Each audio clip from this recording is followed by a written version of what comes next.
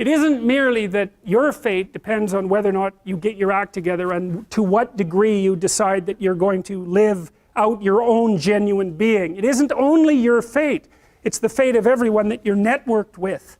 And so, you know, you think, well, there's 9 billion, 7 billion people in the world. We're going to peak at about 9 billion, by the way, and then it'll decline rapidly. But 7 billion people in the world, and who are you? You're just one little dust mote among that 7 billion, and so it really doesn't matter what you do or don't do, but that's simply not the case.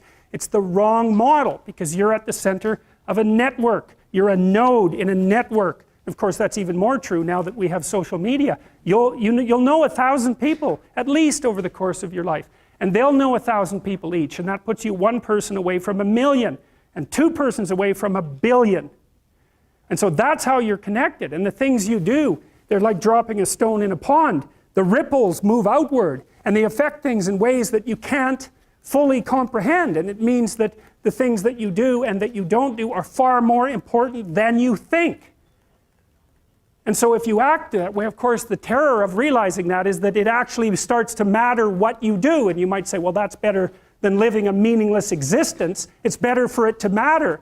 But I mean, if you really asked yourself, would you be so sure if you had the choice? I can live with no responsibility whatsoever. The price I pay is that nothing matters. Or I can reverse it and everything matters. But I have to take the responsibility that's associated with that. It's not so obvious to me that people would take the meaningful path. You know, when you say, well, nihilists suffer dreadfully because there's no meaning in their life, and they still suffer. Yeah, but the advantage is they have no responsibility.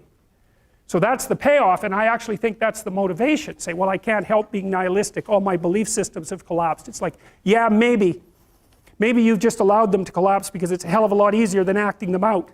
And the price you pay is some meaningless suffering, but you can always whine about that and people will feel sorry for you, and you have the option of taking the pathway of the martyr, so that's a pretty good deal, all things considered, especially when the alternative is to bear your burden properly and to live forthrightly in the world. Well, what Solzhenitsyn figured out, and so many people in the 20th century, it's not just him, even though he's the best example, is that if you live a pathological life, you pathologize your society.